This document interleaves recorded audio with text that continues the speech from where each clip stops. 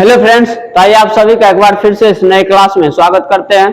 तो फ्रेंड्स, पिछले क्लास में एक्सरसाइज 1.2 जो है वो कंप्लीट हो गया था।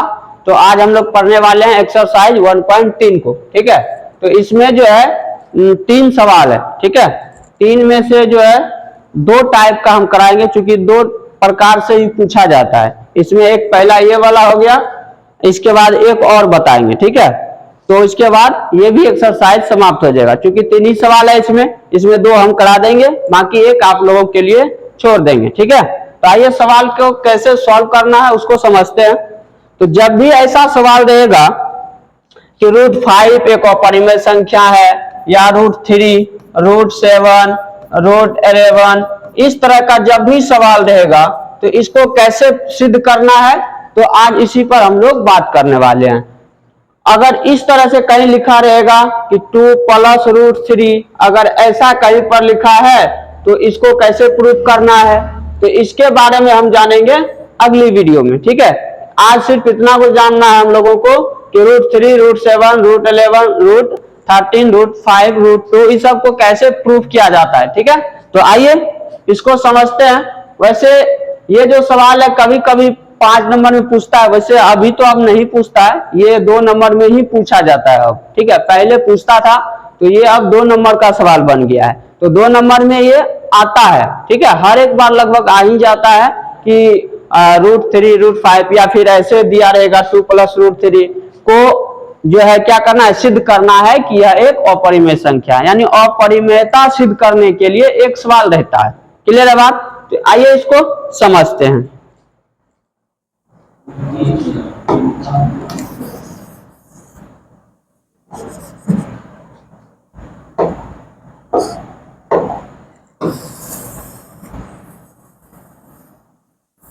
तो ऐसा सवाल जब भी रहेगा इसको कैसे सॉल्व करना है, तो चूंकि यहाँ हम लोगों को सॉल्व करना है अपरिमेय संख्या। ठीक है, तो फिलहाल मान के चलेंगे कि यह जो √5 है यह क्या है, एक परिमेय संख्या है। तो परिमेय संख्या मानकर इसको हम लोग सॉल्व करेंगे और अंतिम में यह दिखा देंगे कि यह जो हम माने हैं √5 एक परिमेय संख्या है, यह गलत माने हैं, और इस तरह से हम लोग अंत में सिद्ध कर देंगे कि √5 एक अपरिमेय संख्या है। ठीक है, तो आइए सबसे पहले इसको मानते हैं। माना √5 एक परिमेय संख्या है, परिमेय संख्या है। तो √5 एक परिमेय संख्या है, तो √5 बराबर p/q होगा, क्योंकि परिमेय संख्या का वो फॉर्म होता है रूप। तो √5 बराबर क्या हो जाएंगे, p/q, जहां pq क्या होता है, pq सहआवास संख्या होती है। तो यहां पर लिखेंगे जहां p और q सहअभाज्य संख्या है, सहअभाज्य संख्या है। तो ये सहअभाज्य संख्या क्यों है, आइए थोड़ा इस पर भी बात करते हैं। तो देखिए, परिमेय संख्या का एक मानक रूप होता है, स्टैंडर्ड फॉर्म। जैसे कोई भी हम लोग सवाल सॉल्व करते हैं या सवाल बनाते हैं, जैसे बहुपद में जब हम लोग बनाएंगे तो बहुपद का भी एक मानक रूप होता है, जनरल फॉर्म होता है। तो उसी तरह से परिमेय संख्या का भी एक मानक रूप है, स्टैंडर्ड फॉर्म, यानी जिस रूप को मानकर हम लोग काम करते हैं उसी को मानक रूप कहा जाता है, स्टैंडर्ड फॉर्म। तो परिमेय संख्या का मानक रूप होता है कि यदि p और q में एक के अतिरिक्त कोई और उभयनिष्ठ गुणनखंड नहीं हो तो p/q जो होगा वो मानक रूप में कहा जाएगा। जैसे एग्जांपल से समझिए, अगर कहीं पर ऐसा लिखा हुआ है 3/5, 3/5, तो ये एक परिमेय संख्या है, लेकिन यह जो है यह मानक रूप में है, यह स्टैंडर्ड फॉर्म में है। क्यों? क्योंकि यहाँ पर उभयनिष्ठ गुणनखंड की बात करेंगे। देखिए, 3 का गुणनखंड होता है 1 × 3 और 5 का गुणनखंड होता है 1 × 5। इसमें कितना कॉमन है, उभयनिष्ठ कितना है, तो मात्र एक जो है कॉमन है, ये वाला, तो मात्र एक ही आया ना। तो स्टैंडर्ड फॉर्म का ये परिभाषा होता है मानक रूप का कि p और q में एक के अतिरिक्त कोई और उभयनिष्ठ गुणनखंड नहीं होना चाहिए। तो उस परिमेय संख्या को क्या कहेंगे, परिमेय संख्या का मानक रूप कहेंगे, यानी उसे स्टैंडर्ड फॉर्म में कहा जाता है। क्लियर है बात? एक और एग्जांपल देख लीजिए, अगर कहीं 4/6 लिखा हुआ है, ठीक है, तो यह क्या है, ये अभी मानक रूप में नहीं है, ये स्टैंडर्ड फॉर्म नहीं है। क्यों? क्योंकि देखिए इसका गुणनखंड देखिए, 4 बराबर क्या होगा, 2 गुना 2 गुना 1 भी होता है, इसके बाद फिर 6 का गुणनखंड क्या सब होगा, 1 होगा, 2 होगा और 3 होगा, ठीक है। यहाँ 4 का गुणनखंड देखिए, 4 का गुणनखंड क्या सब होगा, 1 होगा, 2 होगा और 4 होगा, ये 3 गुणनखंड है। तो अब यहाँ देखिए 6 में एक और गुणनखंड 6 भी होगा ना, तो 6 का 4 गुणनखंड आया और 4 का 2 गुणनखंड आया। इसमें कॉमन देखिए कितना है, ओवरनिस्ट, 1 दोनों में है, 2 दोनों में है, तो इसका 1 हो गया और 2 हो गया, ये 2 ओवरनिस्ट गुणनखंड आ गया। तो यहाँ परिभाषा क्या है मानक रूप का, कि P और Q में सिर्फ एक उभयनिष्ठ गुणनखंड होना चाहिए, सिर्फ एक, लेकिन यहाँ तो 2 आ गया, इसीलिए 4/6 जो है ये मानक रूप में नहीं है। समझ गए मानक रूप को। अब हम लोग आइए यहाँ पर बात करते हैं, तो √5 बराबर क्या होगा, P/Q। P और Q क्या है, तो चूंकि जब भी हम लोग मानेंगे तो मानक रूप को ही मान के चलेंगे, तो P/Q एक मानक रूप में है, तो मानक रूप का मतलब क्या होता है कि P और Q में एक के अतिरिक्त कोई और उभयनिष्ठ गुणनखंड नहीं हो। और सह आवाज क्यों लिखे हैं इसको भी समझिए, जहां P और Q सह आवाज संख्या है, तो सह आवाज का परिभाषा होता है कि 2 या 2 से अधिक ऐसी प्राकृत संख्याओं का समूह, 2 या 2 से अधिक ऐसी प्राकृत संख्याओं का समूह जिसका सिर्फ एक गुणनखंड हो, उन ग्रुप को क्या कहेंगे, सह आवाज संख्या कहेंगे। जैसे देखिए कहीं पर 3, 5, 7 लिखा हुआ है, तो यह जो एक ग्रुप है यह सह आवाज संख्या कहलाएगा, क्योंकि सभी में मात्र एक ही कॉमन होगा गुणनखंड। देखिए 3 का गुणनखंड क्या सब, 1 होगा, 3 होगा, 5 का गुणनखंड 1 होगा, 5 होगा, 7 का गुणनखंड 1 होगा, 7 होगा। इसमें बताइए उभयनिष्ठ कितना है, मात्र एक ही है ना। इसीलिए ये जो ग्रुप है 3, 5, 7 का, ये जो समूह है इसको हम लोग क्या बोलेंगे, सह आवाज संख्या। और मानक रूप में भी तो यही बात था कि जिस P/Q में अगर सिर्फ एक उभयनिष्ठ गुणनखंड हो तो वो मानक रूप होता है। इसीलिए हम मानक रूप को ऐसा कह सकते हैं कि सह आवाज संख्या होनी चाहिए, यानी P और Q कैसा संख्या होना चाहिए, तो सह आवाज संख्या, वही लिखे यहाँ पर, जहां P और Q सह आवाज संख्या है। अभी लाइन में कोई दिक्कत नहीं है, ये क्लियर हो गया आपका। चलिए अब हम आगे बढ़ते हैं।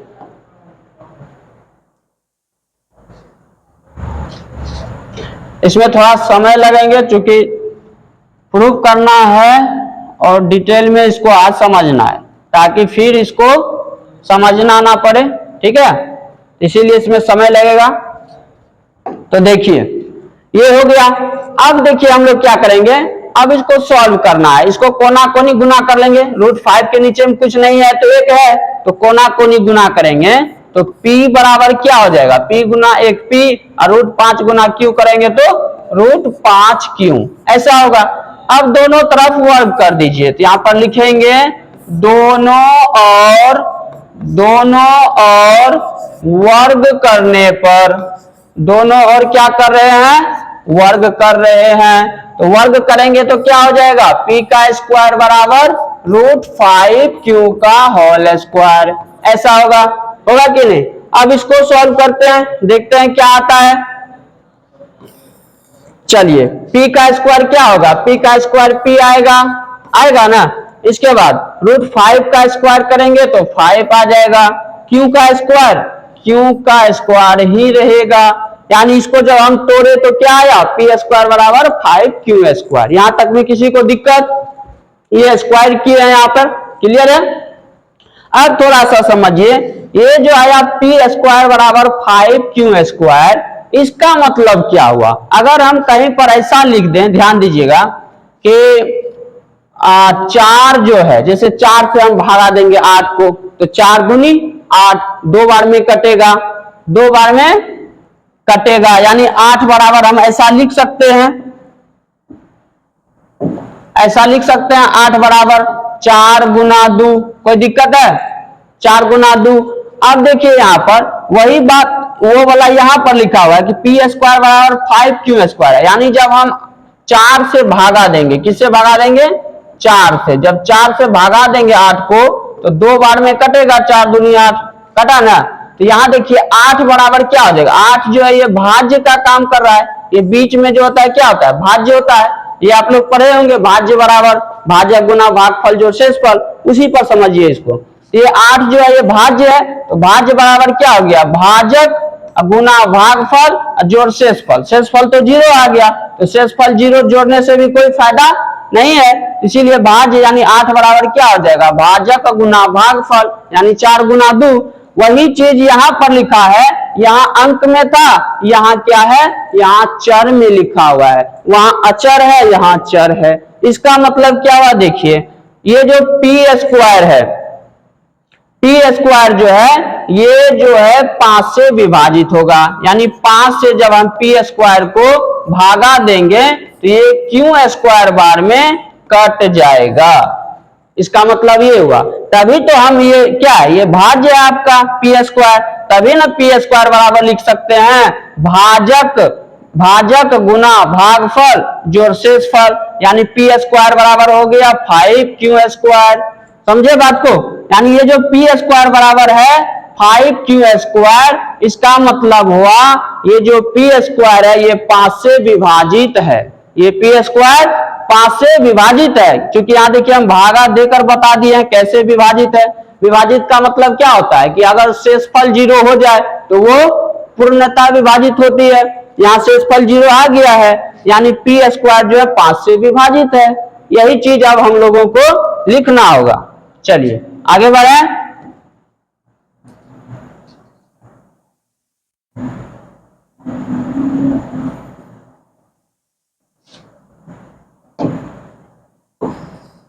चलिए यहां पर आप लिखेंगे, चूंकि पी स्क्वायर जो है ये 5 से विभाजित है। कैसे विभाजित है अभी दिखाया आप लोगों को, तो चूंकि पी स्क्वायर 5 से विभाजित है। अब बताइए पी स्क्वायर 5 से विभाजित है, एक प्रमेय है कि अगर किसी अभाज्य संख्या से, 5 क्या है, एक अभाज्य संख्या है, अगर किसी अभाज्य संख्या से पी स्क्वायर विभाजित हो तो निश्चित रूप से पी भी उस अभाज्य संख्या से विभाजित होता है। जैसे एग्जांपल से समझिए, जैसे कहीं पर लिखा हुआ है 16, क्या लिखा हुआ है 16, यानी 4 का स्क्वायर, 4 का स्क्वायर 16 लिखा हुआ है, ठीक है। अगर 16 2 से कटेगा, अगर 16 2 एक अभाज्य संख्या है, ठीक है, अगर 2 से 16 कट रहा है तो इसका मतलब है कि 4 जो है, क्योंकि 4 का स्क्वायर है 16, तो 4 भी 2 से कटेगा। बताइए 4 2 से कटता है कि नहीं, 4 2 से कटता है ना, 2 दूनी 4। तो इसका मतलब यही है, यह एक प्रमेय है कि अगर किसी अभाज्य संख्या से किसी संख्या का वर्ग पूर्णतः विभाजित हो तो निश्चित रूप से वह संख्या भी अभाज्य संख्या से विभाजित होती है। यानी कि यह 2 एक अभाज्य संख्या है, इससे देखिए 16 जो है विभाजित हो गया, कट गया, इसीलिए ये 4 जो है ये भी 2 से कटेगा, ये निश्चित है। और यहाँ करके भी दिखा दिए 4 कट रहा है 2 से। क्लियर है बात। वही बात यहाँ पर, वही कॉन्सेप्ट यूज करना है कि अगर पी स्क्वायर 5 से विभाजित है, इसका मतलब है पी जो है, पी वो भी 5 से विभाजित होगा, यहाँ पर लिखना है। इसीलिए यहां पर अब लिखेंगे, इसीलिए पी भी 5 से विभाजित होगा, 5 से विभाजित होगा। अब पी भी जो है 5 से विभाजित हो गया, यानी कट गया। तो अब सोचिए अगर पी 5 से कट रहा है तो कुछ टाइम्स में कटेगा, कुछ बार में कटेगा। जैसे 4 2 से कटा तो कितना बार में कटा, 2 बार में कटा ना, 2 दूनी 4। इसी तरह पी अगर 5 से कट रहा है तो इसका भी कुछ संख्या होगा, कुछ बार में कटेगा। तो मान लेते हैं वो संख्या k है, अभी हम लोगों को मालूम नहीं है, अज्ञात है, अज्ञात राशि को k से डिनोट करते हैं। यानी इसको इस तरह से समझिए। तो यहां देखिए, क्योंकि p से जो है क्या करना है, p को 5 से कटाना है, विभाजित है, तो विभाजित है तो इसका मतलब है कुछ टाइम्स में p जो है कटेगा। तो मान लेते हैं अभी हम लोगों को संख्या मालूम नहीं है, अज्ञात राशि है, तो इसको k मान लेते हैं कि 5 से k बार में जो है p कट जाता है। तो k बार में ये जो p है ये कट के 0 हो गया, यानी जब 5 से p को विभाजित करेंगे तो k टाइम्स में यानी k बार में कटेगा। तो यहां से हम लोग लिख सकते हैं p बराबर, चूंकि p क्या है, भाज्य है, भाज्य बराबर भाजक गुना भागफल जोड़ शेषफल। तो शेष 0 है तो इसका कोई मीनिंग नहीं होगा, तो सीधा लिखेंगे भाजक गुना भागफल, यानी p बराबर ऐसा हो जाएगा 5k, p बराबर ये 5k हो जाएगा। कोई दिक्कत यहां में? चलिए अब आगे बढ़ते हैं। p बराबर क्या हो गया, 5k हो गया। अब क्या करना है, अब फिर दोनों ओर वर्ग करेंगे, दोनों ओर वर्ग करेंगे। तो आइए इसको अब करते हैं यहां से, इसको यहां लिख लेते हैं। p बराबर क्या है, 5k है, तो यहां क्या करना है, दोनों ओर वर्ग करने पर, दोनों ओर वर्ग करने पर, जब दोनों ओर वर्ग करेंगे तो क्या आएगा, p स्क्वायर बराबर 5k का स्क्वायर, 5k का होल स्क्वायर, ऐसा होगा। ये हो गया p स्क्वायर बराबर 25k स्क्वायर। ठीक है, अब थोड़ा सा देखिए यहाँ पे p स्क्वायर बराबर अभी क्या है, 25k स्क्वायर, और यहां देखिए p स्क्वायर बराबर क्या आया है, 5q स्क्वायर आया है ना। इसको हम लोग मान लेते हैं समीकरण 1, इसको क्या मान लेते हैं, समीकरण 1 मान लेते हैं। तब समीकरण 1 से p स्क्वायर के जगह पर हम लिख सकते हैं 5q स्क्वायर, लिख सकते हैं ना। तो आइए अब हम लिखते हैं उसको।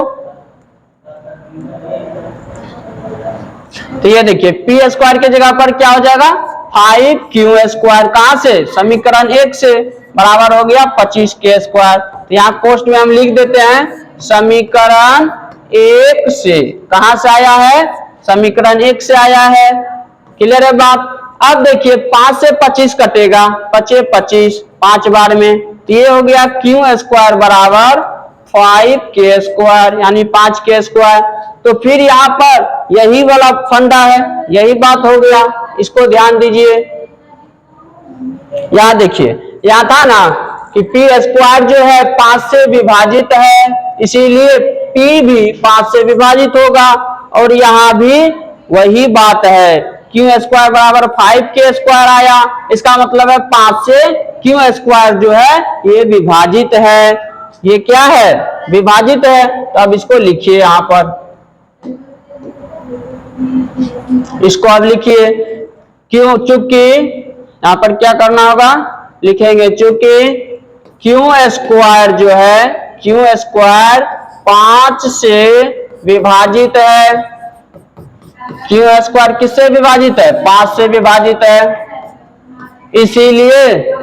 इसीलिए q जो होगा ये भी 5 से विभाजित होगा।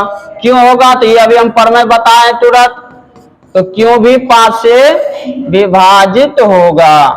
अब ध्यान दीजिए कि यहाँ q भी 5 से विभाजित है और p भी 5 से विभाजित है। यहाँ देखिए p जो है ये भी 5 से विभाजित है ना, और हम लोग जो अभी निकाले q निकाले, ये भी 5 से विभाजित है। इसका मतलब क्या हुआ, इसका मतलब हुआ कि p और q जो है ये दोनों 5 से विभाजित है, यानी p और q का एक और उभयनिष्ठ गुणनखंड आ गया। तो चूंकि हम लोग क्या माने हैं, p q जो है यह एक सहअभाज्य संख्या है।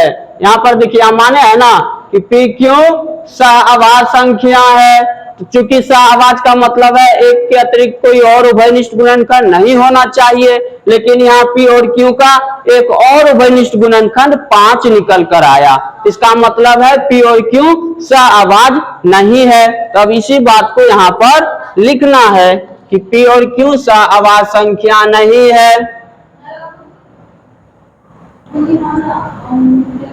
चलिए अब यहाँ पर लिखना होगा क्या कि चूंकि यहाँ पर हम लोग देख रहे हैं ना अभी, यहाँ p और q का एक और उभयनिष्ठ गुणनखंड, एक और उभयनिष्ठ गुणनखंड, उभयनिष्ठ गुणनखंड क्या निकल कर आया? 5। उभयनिष्ठ गुणनखंड 5 है, 5 है। अतः हम लोग जो माने थे पी क्यू सहआवाज है वो गलत हो गया, यहाँ पे लिखेंगे इसीलिए पी और क्यू सहअभाज्य संख्या नहीं है। पी और क्यू सहअभाज्य संख्या नहीं है। अब P और Q सहअभाज्य संख्या नहीं है, इसका मतलब क्या हुआ कि P बटे Q जो है वो परिमेय संख्या नहीं है, यानी हम लोगों का मानना गलत हो गया कि P बाई Q ये √5 जो है एक परिमेय संख्या है, वो गलत हो गया। तो इस चीज को आप यहां पर लिखेंगे कि P और Q सहअभाज्य संख्या नहीं है, अतः P बटे Q यानी √5, P बटा क्यों क्या है? √5 बराबर इन्हें लिखे थे, तो अतः √5 एक परिमेय संख्या नहीं है। √5 एक परिमेय संख्या नहीं है। अब परिमेय संख्या नहीं है तो क्या होगा बताइए? तो परिमेय नहीं है तो अपरिमेय ही ना बचा, क्योंकि वास्तविक संख्या जो है इनको 2 भागों में बांटा गया है। संख्या को 2 भागों में बांटा गया, एक होता है काल्पनिक संख्या, एक होता है वास्तविक संख्या, और वास्तविक संख्या को 2 भागों में बांटा गया है, एक होता है परिमेय संख्या, दूसरा होता है अपरिमेय संख्या। जब परिमेय संख्या नहीं है तो क्या बचेगा? अपरिमेय बचेगा। इसीलिए यहां पर लिखेंगे, इसको थोड़ा ऐसे डिजाइन कर देते हैं,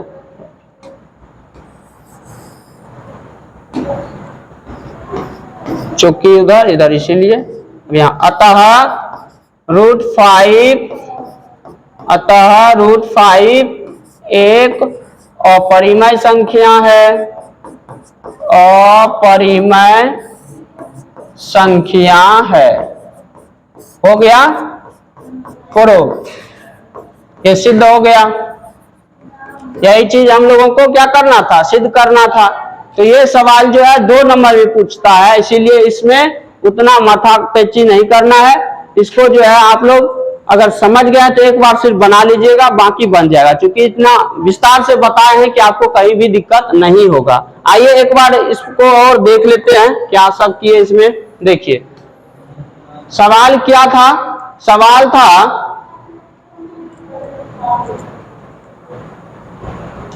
चलिए सवाल क्या था?